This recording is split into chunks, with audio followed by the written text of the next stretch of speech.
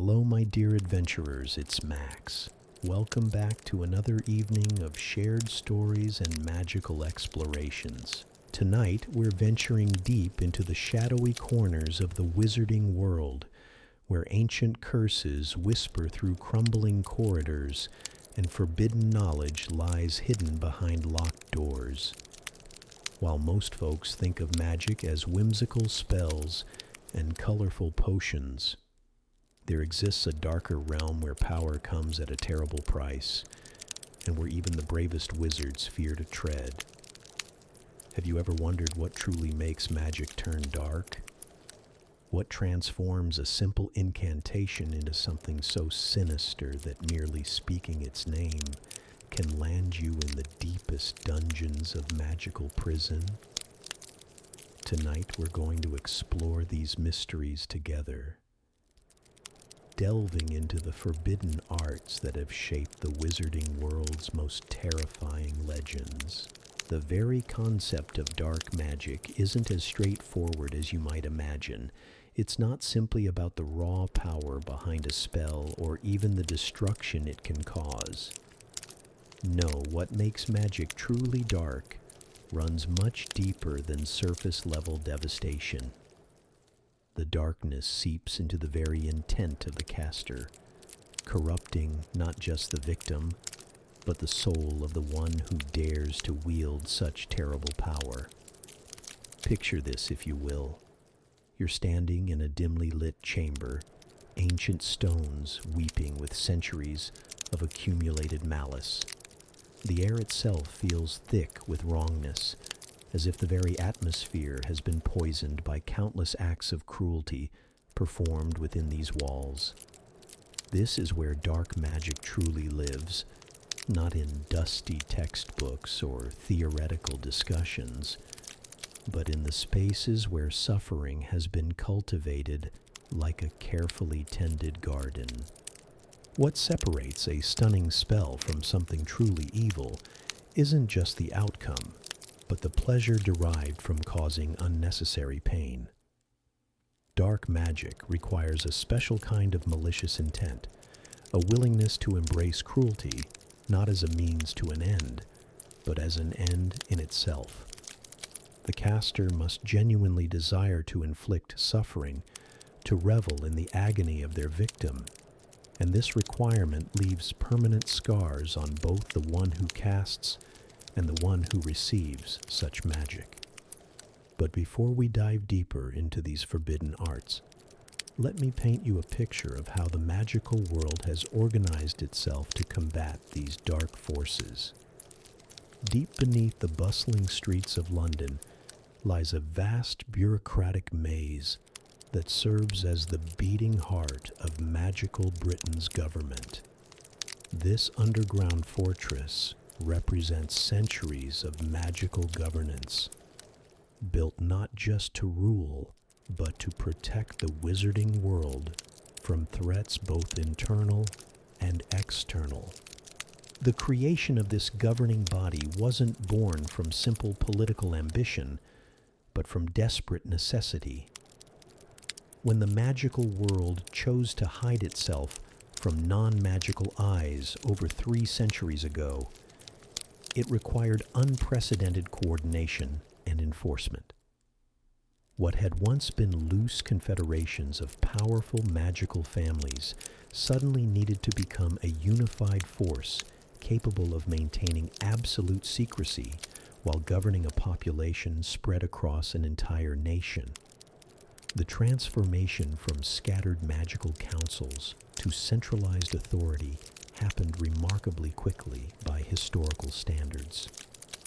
Within just 15 years of the Great Concealment, the old ways had been swept aside and replaced with departments, regulations, and enforcement powers that would have seemed unimaginable to earlier generations of witches and wizards. This new government established its headquarters in a location that perfectly embodied the era's needs for both secrecy and accessibility.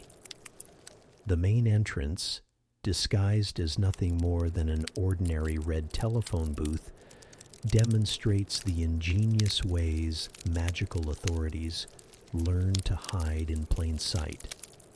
Citizens of the magical world could access their government by dialing a simple sequence that spelled out the word magic itself.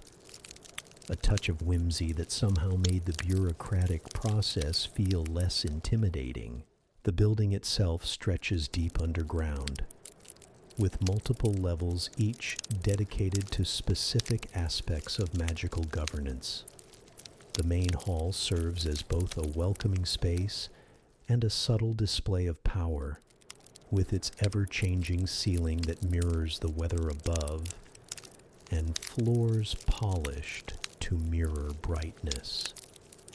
At the heart of this space stands a fountain that has become one of the most revealing symbols of the magical world's true nature.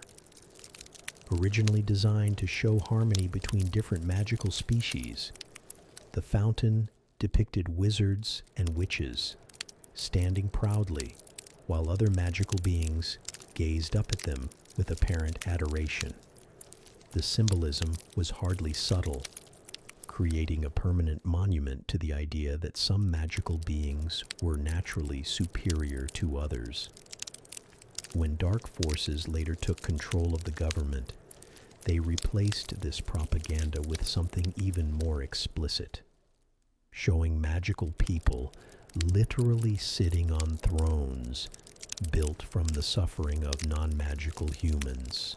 The fact that both versions of the fountain essentially celebrated supremacy, one merely being more honest about its cruelty than the other, reveals uncomfortable truths about the magical world's power structures that persist regardless of who holds political control.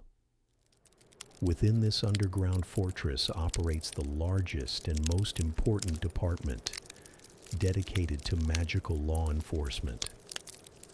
This massive bureaucracy handles everything from tracking underage magic use to hunting down the most dangerous dark wizards in existence. The crown jewel of this department is an elite force of magical investigators whose very name strikes fear into the hearts of dark wizards everywhere. These elite officers undergo 3 years of intensive training that makes military boot camp look like a pleasant afternoon picnic. Candidates must demonstrate not only exceptional magical ability, but also the mental fortitude to face unspeakable horrors without losing their sanity. The psychological evaluations alone eliminate most applicants, as the department learned long ago that those who fight monsters must be carefully screened to ensure they don't become monsters themselves. The training requirements reflect the serious nature of their work. Excellence in defensive magic, potion brewing, magical transformation, and spell casting represents just the minimum standard. Beyond technical skills, candidates must prove they can maintain their moral compass when confronted with the absolute worst that the magical world has to offer. The workspace these elite officers occupy tells its own story about the nature of their work. Far from the grand offices you might expect for such important positions, they work in cramped cubicles surrounded by wanted posters and incident reports. The shabby conditions serve a practical purpose, as these officers spend most of their time in the field rather than behind desks, tracking dangerous criminals through places where comfort and luxury would be not just inappropriate, but potentially fatal. Among the most legendary of these officers was a man whose paranoia became so extreme that he refused to eat food he hadn't prepared himself and saw potential assassins in every shadow. His career had filled a significant portion of the magical world's most secure prison with captured dark wizards. But the cost of such success was a mind so damaged by constant vigilance that he could no longer function in normal society. Another notable officer possessed the rare ability to change her physical appearance at will, a talent that made her invaluable for undercover operations, but also highlighted the psychological toll of constantly becoming other people. The line between her true self and her assumed identities became increasingly blurred over years of dangerous assignments. The department also includes specialized units that handle different aspects of magical law enforcement. One office monitors the magical activities of underage wizards through an ingenious tracking system that detects spellcasting in their vicinity. This system, while effective at maintaining magical secrecy, reveals inherent inequalities in how magical law is applied. The tracking magic can detect when spells are cast near young wizards, but cannot identify who actually performed the magic. This means that magical children from wizarding families can practice magic at home without consequence, as the authorities assume any detected magic came from their parents or older siblings. However, young wizards from non-magical families living in purely non-magical neighborhoods are immediately caught and punished for any magical activity, since they're the only possible source of detected spells in their area. This system automatically breaks when a young wizard reaches their 17th birthday, marking their transition to magical adulthood. The precise timing of this transition becomes crucial during times of conflict, as it represents the moment when protective magical monitoring ends and young wizards become vulnerable to detection and attack by hostile forces. Another specialized unit within the law enforcement department deals with magical objects that have been enchanted and released into the non-magical world, either through accident or malicious intent. This small office, staffed by just a handful of dedicated officials, handles everything from exploding tea kettles to door keys that shrink when touched. Their work might seem mundane compared to hunting dark wizards, but it's essential for maintaining the secrecy that keeps both worlds safe. The irony of this department's mission becomes apparent when you consider that one of its key officials maintains a collection of illegally enchanted non-magical objects in his own home. His fascination with non-magical technology and his attempts to understand how it works by applying magical modifications technically violate the very laws he helps enforce, though his intentions are purely academic rather than malicious. As we delve deeper into these governmental structures, we begin to see how the magical world has organized itself, not just to govern, but to confront the darkness that constantly threatens to overwhelm it. The bureaucratic machinery, for all its flaws and inequalities, represents centuries of hard-won knowledge about how to contain and combat forces that could destroy everything magical people hold dear. But governance is only one part of the equation. Tomorrow night, we'll explore the true nature of the darkness these institutions were built to fight, delving into curses so terrible that their very existence challenges our understanding of magic itself. Until then, my dear adventurers, sleep well and remember that sometimes the most important battles are fought not by heroes with wands drawn, but by ordinary people doing extraordinary work in cramped offices far beneath the city streets. Tonight, we venture deeper into the shadowed halls of magical government, where departments handle crises that would shatter the minds of ordinary folk. Beyond the cramped cubicles of those who hunt dark wizards lies an entire machinery dedicated to cleaning up the aftermath when magic goes catastrophically wrong. Picture yourself walking through corridors lined with filing cabinets containing incident reports that read like nightmares given form. Here work the unsung heroes who arrive when someone's brother has been accidentally transformed into a teapot, when experimental charms have turned a family's garden shed into a portal to somewhere unspeakable, or when a simple household spell has gone so wrong that reality itself seems to bend around the damage. The specialists who handle these magical catastrophes possess skills that blend scientific precision with the ability to remain calm while witnessing impossibilities.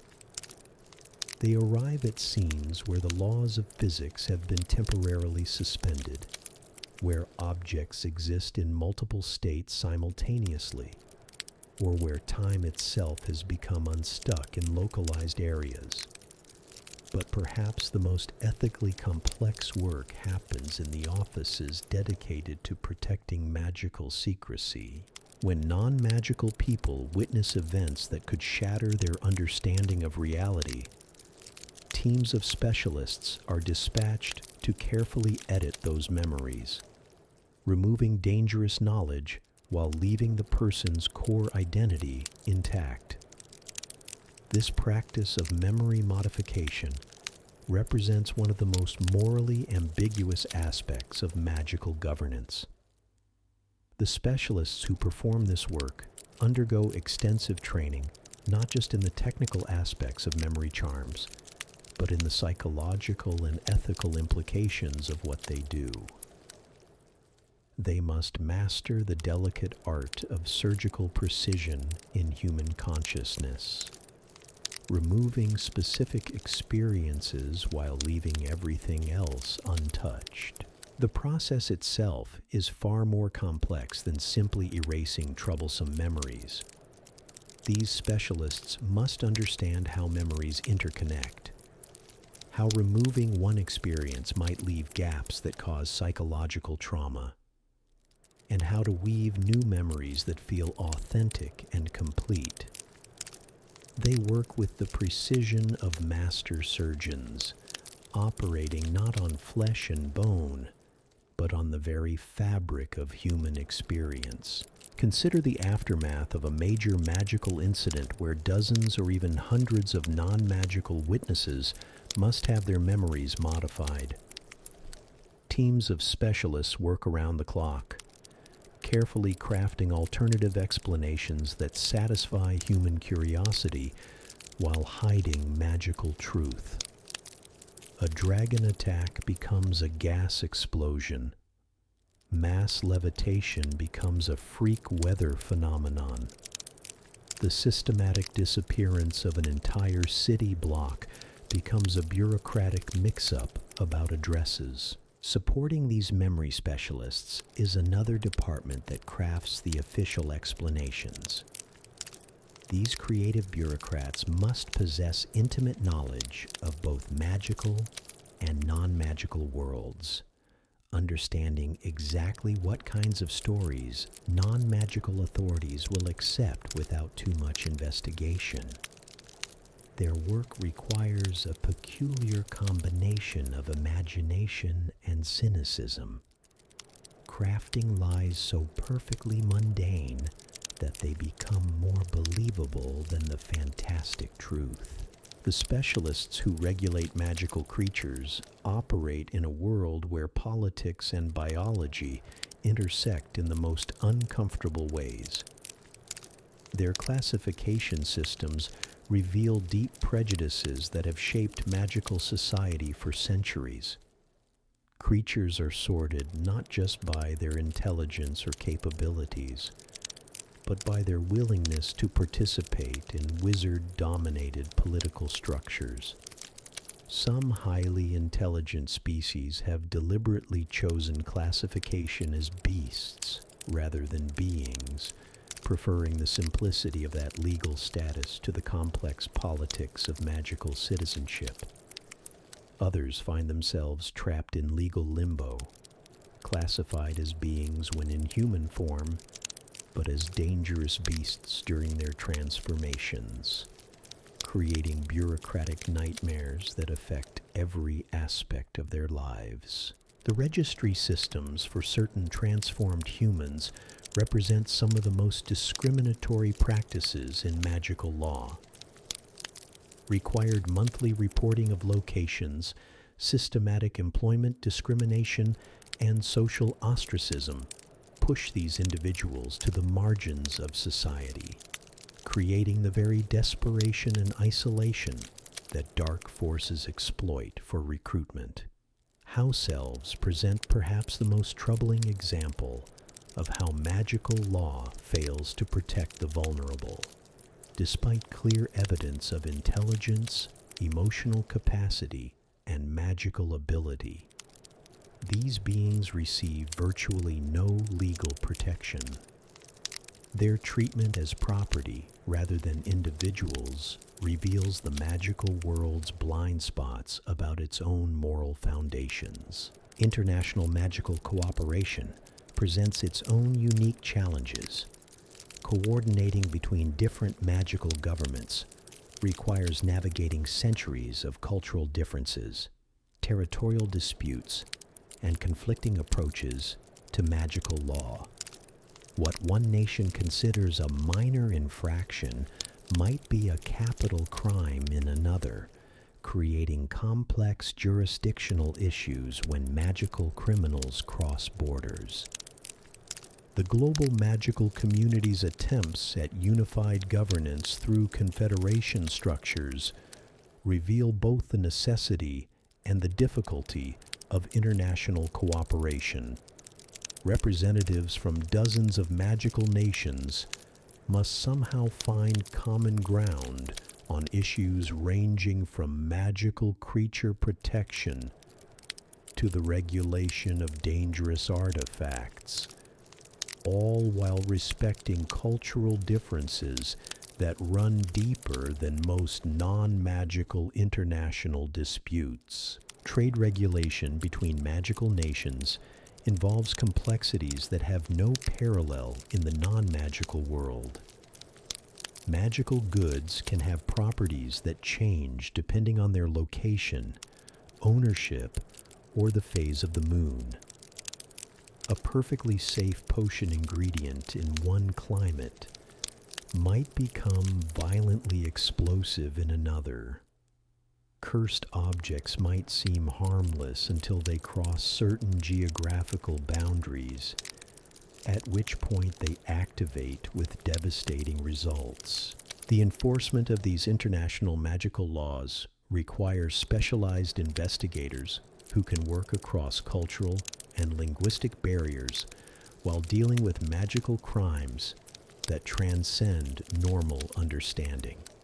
These officers must be part diplomat, part detective, and part scholar, capable of understanding not just different legal systems, but different approaches to magic itself.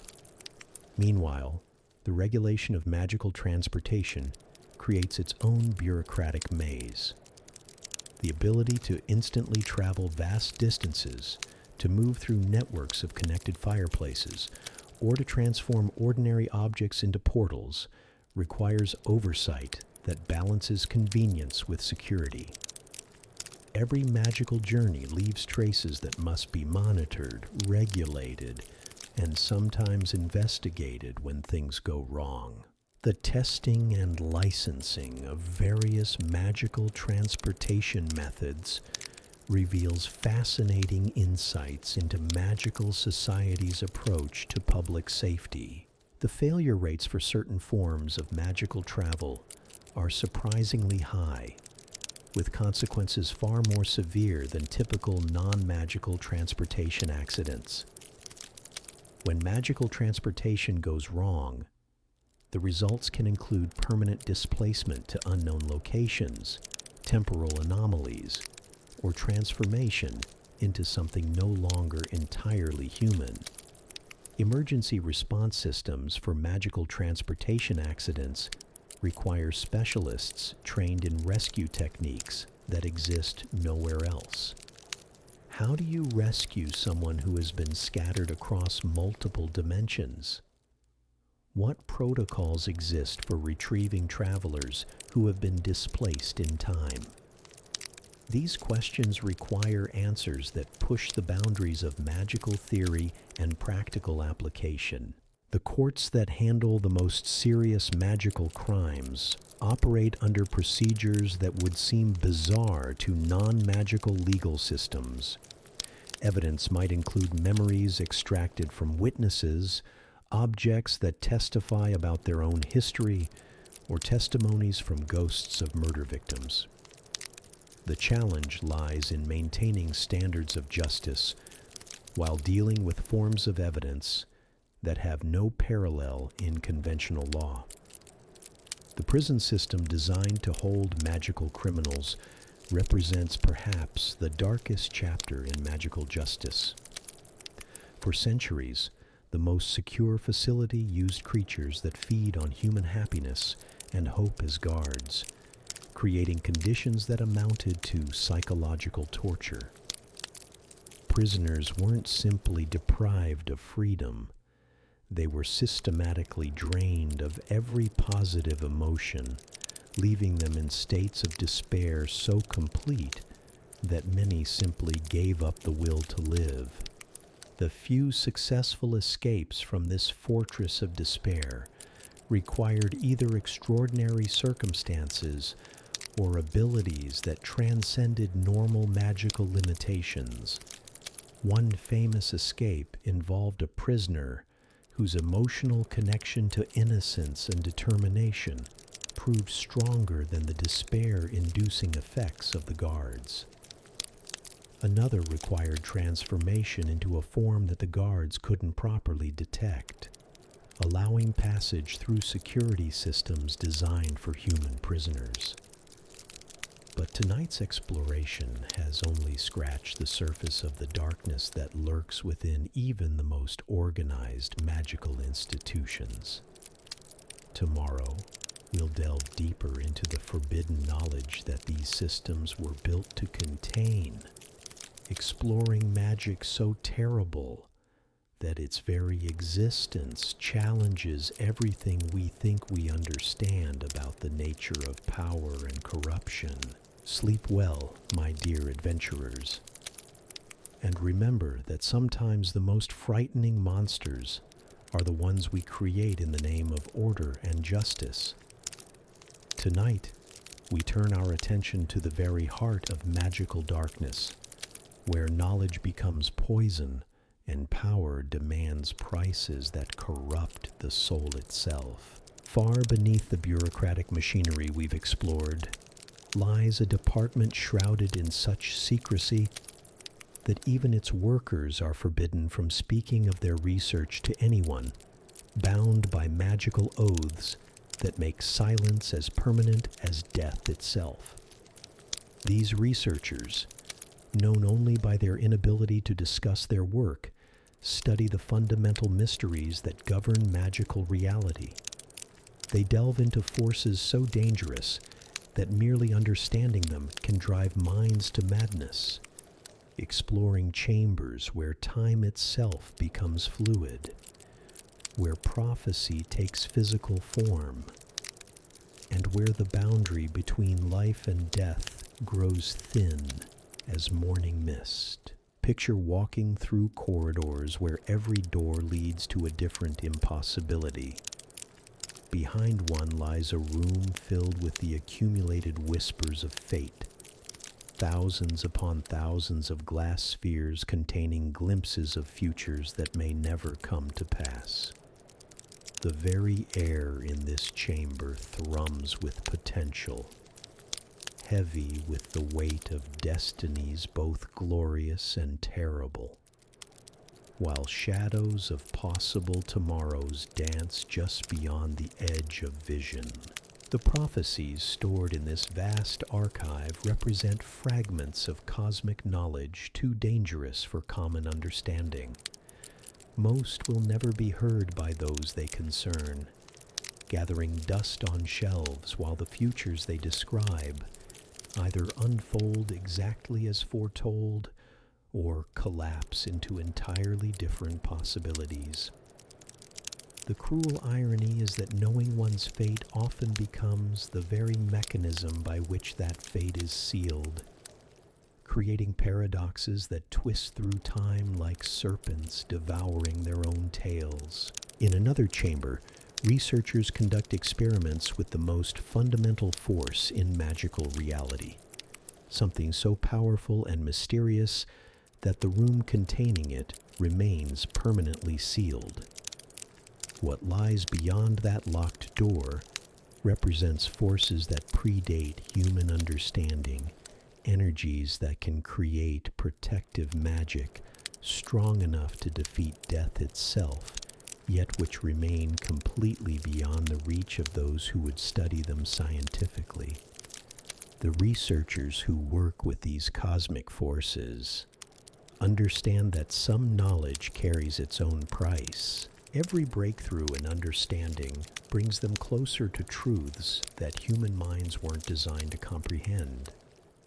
They study love as a magical phenomenon, trying to understand why emotional bonds can create connections that transcend physical laws, why sacrifice can generate protective energies, and why the deepest human connections sometimes manifest as literal magic.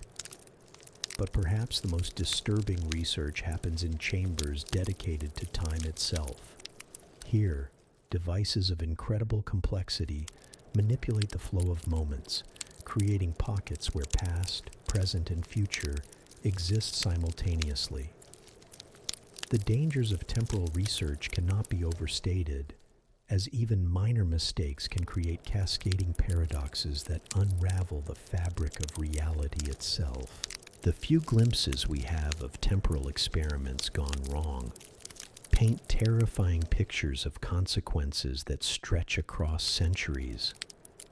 Researchers have witnessed the accelerated aging that occurs when time streams become unstable, watching colleagues age from infancy to dust in mere moments as temporal energies consume their life force.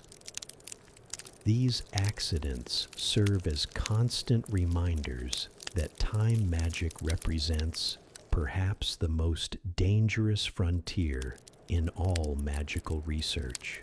Yet for all the academic study of dangerous forces, nothing compares to the deliberate cultivation of darkness that emerges when individuals choose to embrace the most forbidden magics. The three curses that carry mandatory life imprisonment represent not just powerful spells, but fundamental violations of everything that makes magical society civilized.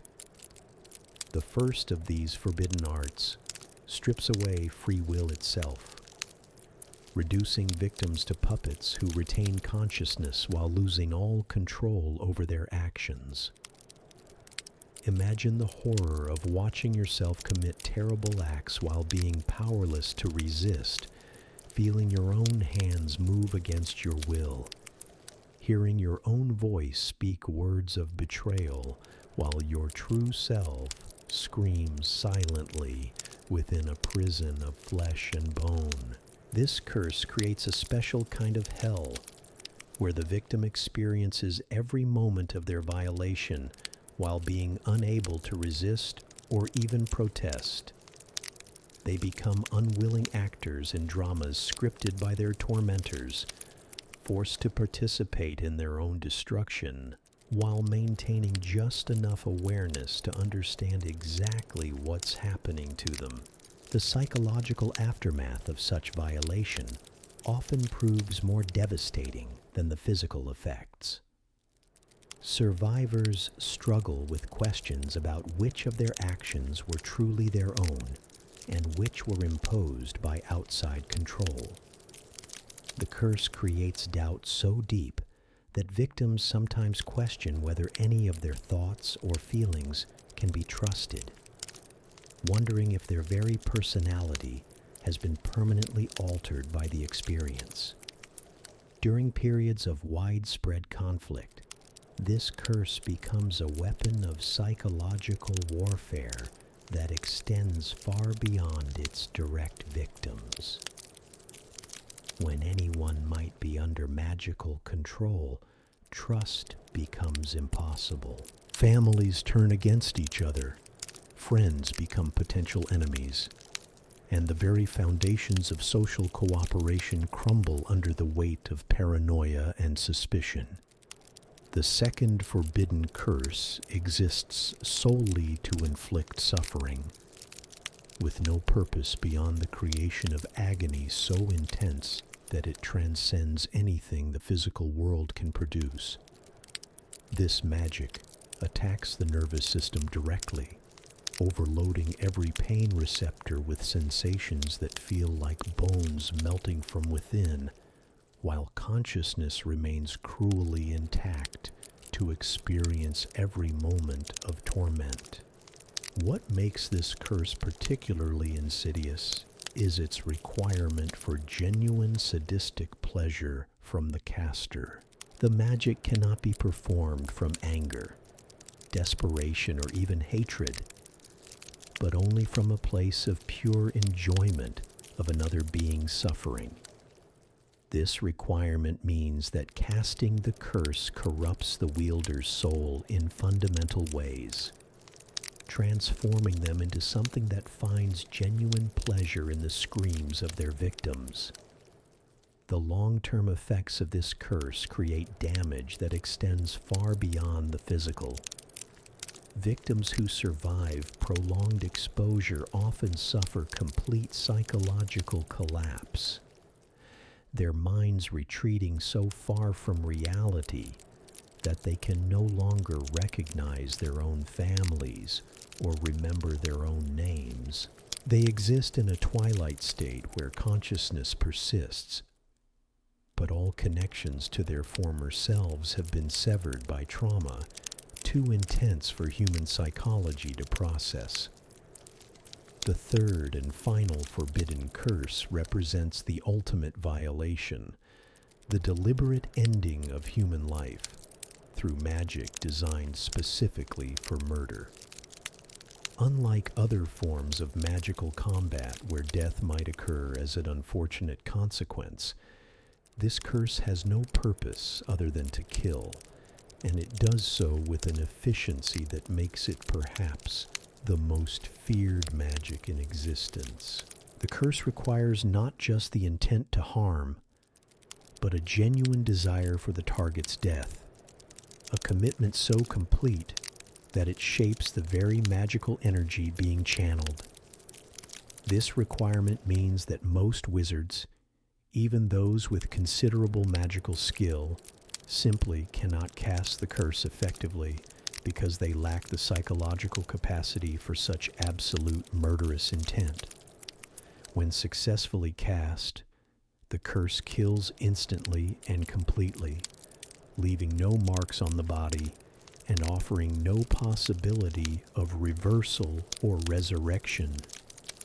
The victim simply ceases to exist as a living being, their life force severed so cleanly that magical detection often cannot even determine how they died.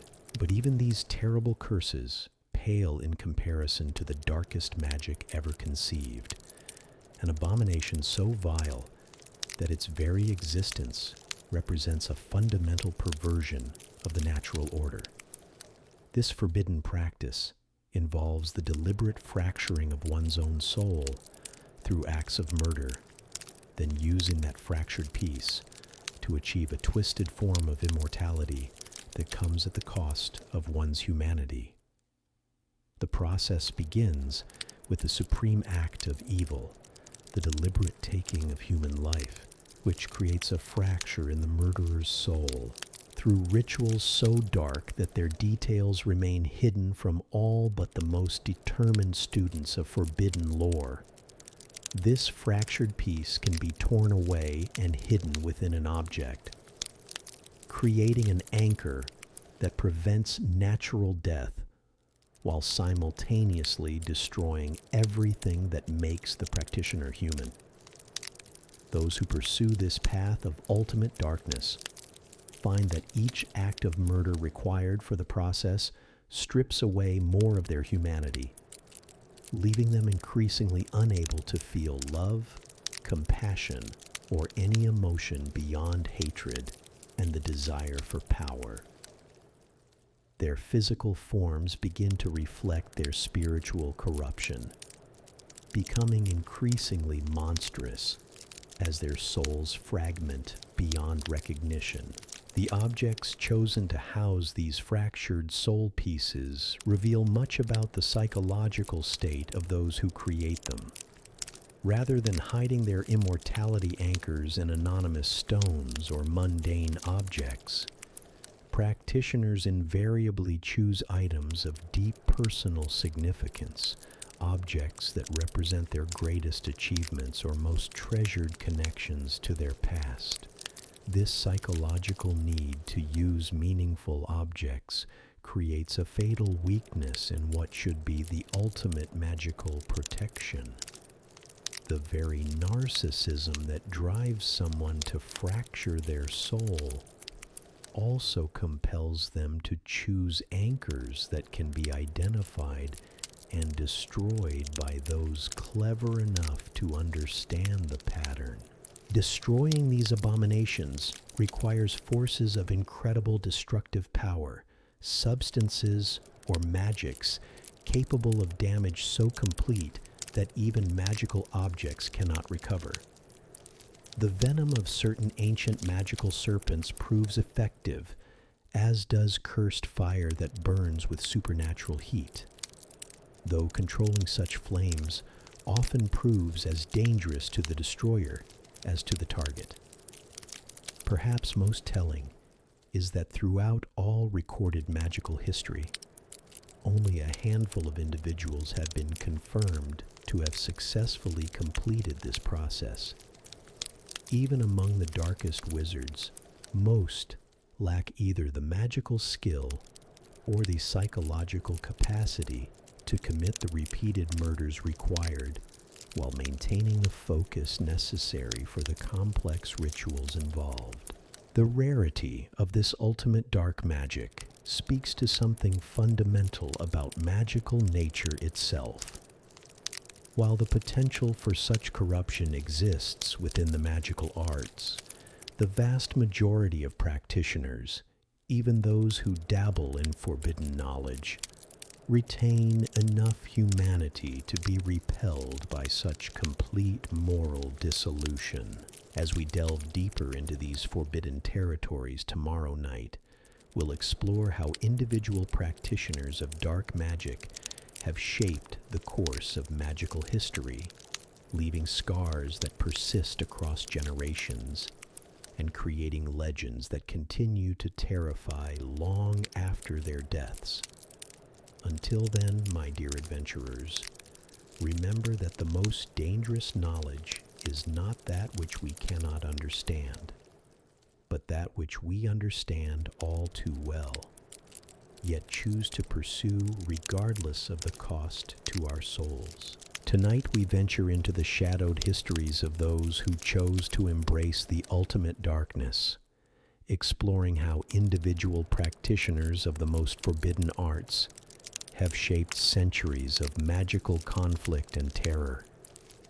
These are not mere academic studies of theoretical evil, but examinations of real wizards who made conscious choices to abandon their humanity in pursuit of power that came at prices too terrible to comprehend. Long before the modern age of magical governance, when the wizarding world was still learning to hide itself from non-magical eyes, there emerged a figure whose very name became synonymous with the deepest forms of magical corruption. This ancient practitioner of forbidden arts achieved something that even the most depraved modern dark wizards consider too extreme to attempt, creating not just one, but multiple abominations that allowed him to persist across centuries. This historical figure represents the earliest confirmed master of soul-fracturing magic, predating more famous practitioners by thousands of years. He existed during an era when magical society had fewer safeguards against such corruption, when knowledge that would later be carefully hidden was still passed down through certain bloodlines without proper understanding of its dangers. His legacy extends beyond mere longevity through forbidden magic. He pioneered techniques for breeding magical creatures specifically designed as weapons, creating serpentine monsters whose very gaze could kill instantly. The combination of his mastery over death magic and his ability to create living weapons made him a figure of such terror that his name was spoken in whispers long after his physical form had been destroyed. The creatures he bred continued to plague the magical world for millennia after his death, their deadly abilities becoming the stuff of legend and nightmare. These serpentine horrors could grow to enormous size, living for centuries, while their killing gaze and venomous fangs made them nearly impossible to defeat through conventional magical combat. But individual practitioners of ultimate darkness represent only one thread in the tapestry of magical corruption. The objects they create or corrupt in pursuit of their goals often prove as dangerous as their creators, persisting long after their makers have been defeated, and continuing to spread malevolent influence across generations. Consider the insidious nature of cursed objects that appear harmless or even attractive to unsuspecting victims. A beautiful piece of jewelry might carry enchantments designed to slowly drain the life force of its wearer. An elegant necklace could be crafted to deliver fatal curses to anyone who touches it, even through protective wrapping, causing victims to convulse and rise into the air as dark magic courses through their bodies. These cursed items reveal the calculating cruelty of their creators, who design objects specifically to harm innocent people who have no connection to whatever conflicts or vendettas motivated the curses in the first place. A necklace intended to kill one specific target might instead claim the lives of random students, shop clerks, or anyone unlucky enough to handle it incorrectly. The creation of such objects requires not just magical skill, but a profound indifference to human suffering that goes beyond simple malice. The creators must be willing to condemn strangers to horrible deaths simply as collateral damage in pursuit of their primary objectives, demonstrating the complete moral dissolution that accompanies mastery of the darkest arts. Cursed books represent another category of dangerous magical objects designed to trap readers in cycles of madness or obsession.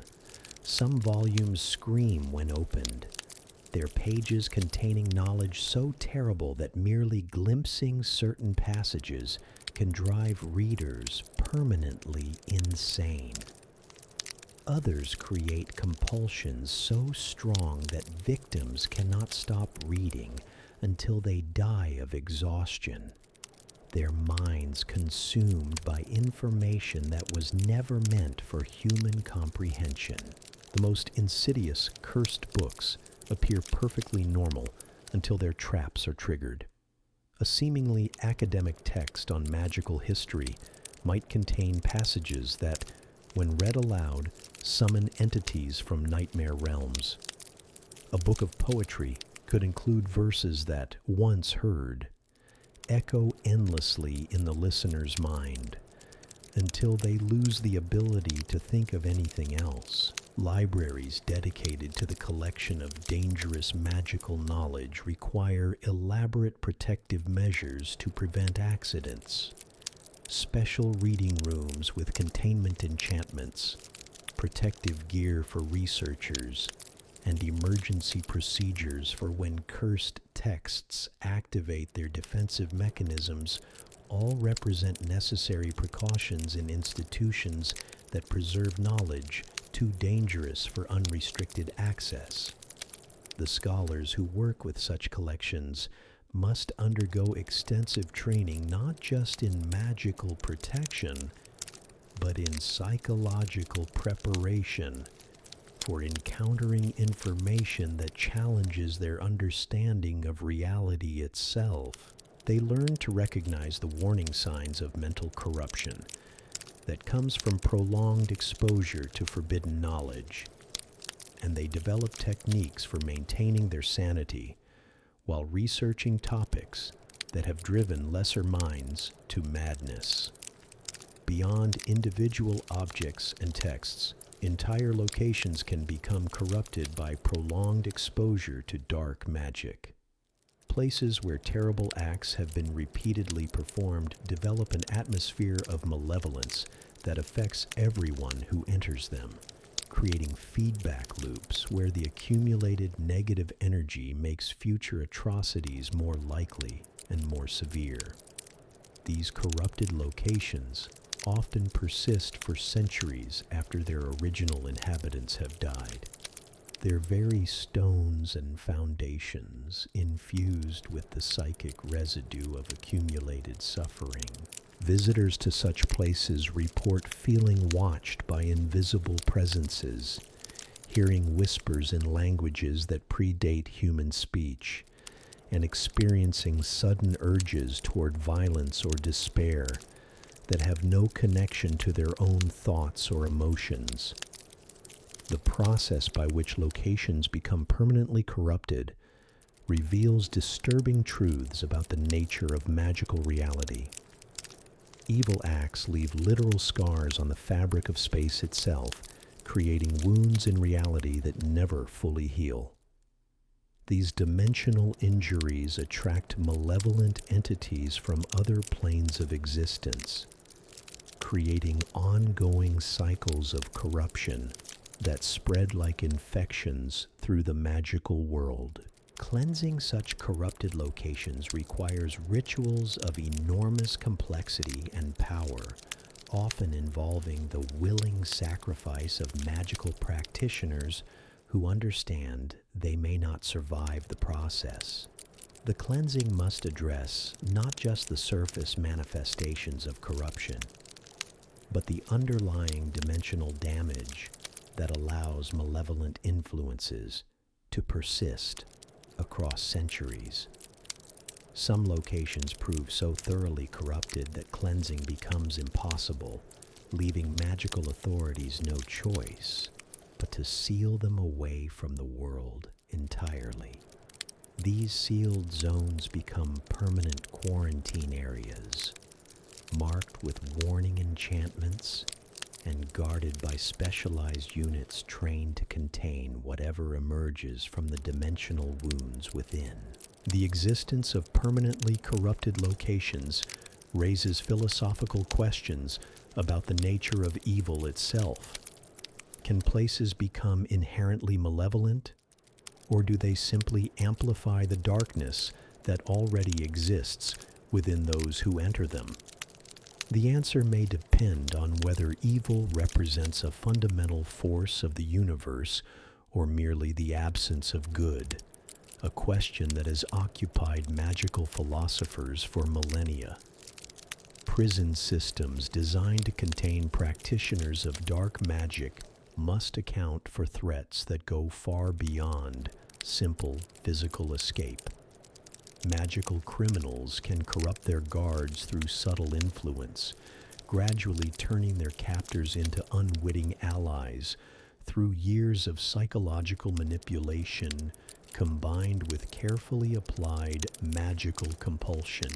The most dangerous prisoners require isolation so complete that they have no contact with other living beings, their cells warded against not just physical escape, but against any form of magical communication or influence.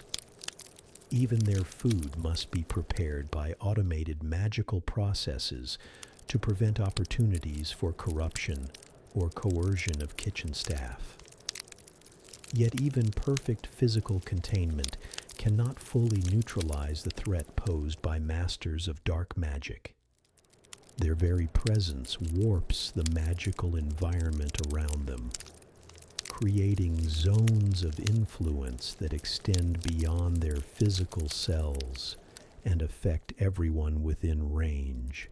Guards stationed too close to such prisoners for extended periods often report nightmares, mood changes, and gradual shifts in their moral perspectives that suggest ongoing psychological contamination.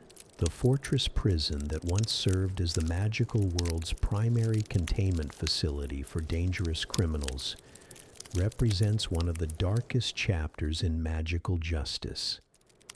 Built on an island already infested with creatures that feed on human happiness and hope, the prison created conditions so horrific that many prisoners simply gave up the will to live rather than endure prolonged exposure to systematic psychological torture.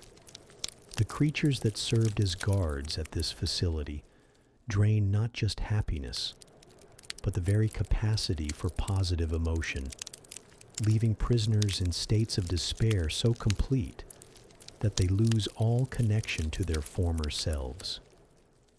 The few who survived prolonged imprisonment emerged as broken shells of their former selves, aged beyond their years and psychologically shattered by experiences that transcended normal human suffering.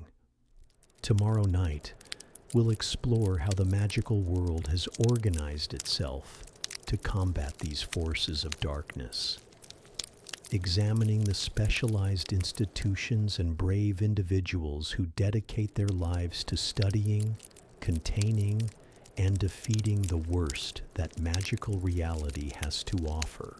We'll discover how ordinary witches and wizards train themselves to face horrors that would destroy untrained minds, and how they maintain their humanity while confronting the absolute depths of magical evil. Until then, my dear adventurers, remember that the greatest victories against darkness often come not from powerful magic or heroic gestures, but from the simple human choice to remain compassionate in the face of cruelty, to choose hope over despair, and to remember that even in the darkest places, the light of human decency can still shine through. Sleep well, and may your dreams be free from the shadows we've explored together tonight. Tonight we turn our gaze toward the distant shores and towering peaks where other bastions of magical learning have flourished for centuries, each developing their own traditions and approaches to the mystical arts. While we've explored the shadows that lurk within one corner of the magical world, it's time to discover how different cultures have embraced and shaped the forces of magic across the globe.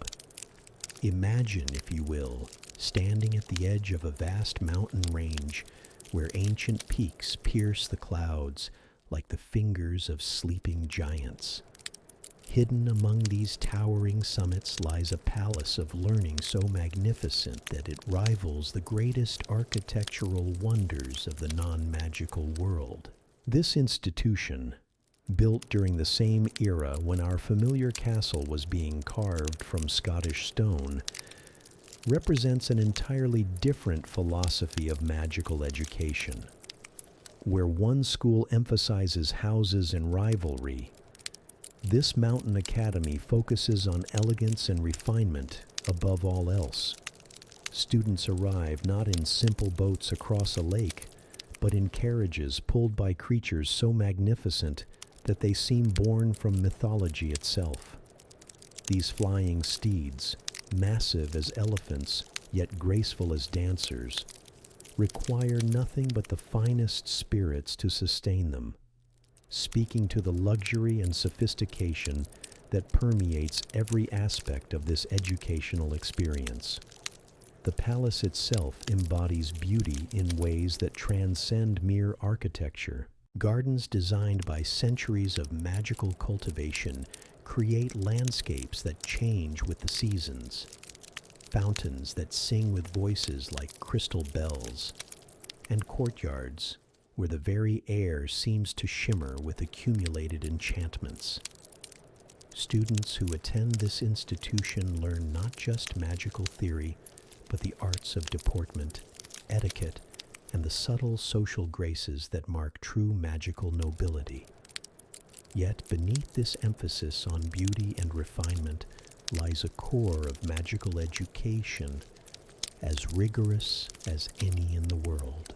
The palace has produced some of history's most influential magical theorists, including individuals whose discoveries fundamentally changed how wizards understand the nature of magic itself. The famous alchemist whose work unlocked the secrets of creating philosopher's stones studied within these halls, learning not just the technical aspects of transformation, but the philosophical principles that govern the relationship between matter and magical force. Far to the north, where winter winds howl across landscapes of eternal ice and snow, stands another institution with a reputation that sends chills through even the bravest magical hearts. This Northern Academy, built in regions where the sun disappears for months at a time, has embraced approaches to magical education that other schools consider too dangerous to contemplate. The school's history begins with tragedy, its founder mysteriously vanishing under circumstances that have never been explained. Some say she ventured too deep into the forbidden knowledge that the institution would later become famous for studying. Others whisper that she discovered something in the Arctic wastes that was better left undisturbed, and that her disappearance was the price of that knowledge. The Academy's approach to magical education includes subjects that other institutions ban entirely from their curricula. Students learn not just how to defend against dark magic, but how to recognize, understand, and in some cases, employ it themselves. This philosophy, controversial throughout the magical world, stems from the belief that one cannot truly defend against threats without understanding their nature completely. The school's isolation in the frozen north serves both practical and philosophical purposes. The harsh environment naturally selects for students with exceptional determination and resilience, while the physical separation from more populated magical communities allows for educational experiments that would be considered too dangerous elsewhere. Students who graduate from this northern institution are renowned throughout the magical world for their toughness, their practical skills, and their unflinching ability to face magical threats that would terrify graduates from more traditional schools. Yet this reputation comes with its own shadows, as some question whether exposure to forbidden knowledge during formative years creates wizards who are too comfortable with darkness. And so, my dear adventurers, we reach the end of tonight's journey through the shadowed corridors of magical governance and the forbidden arts that lurk within them. We've walked together through bureaucratic mazes where ordinary clerks battle extraordinary darkness, witnessed the terrible prices demanded by the most forbidden magics, and glimpsed the institutions that different magical cultures have built to nurture their young while protecting them from corruption. Remember, as you drift off to sleep tonight, that the greatest magic often lies not in grand gestures or terrible curses, but in the quiet courage of those who choose light over darkness, hope over despair, and compassion over cruelty, even when surrounded by shadows. Until our paths cross again, stay safe and sweet dreams.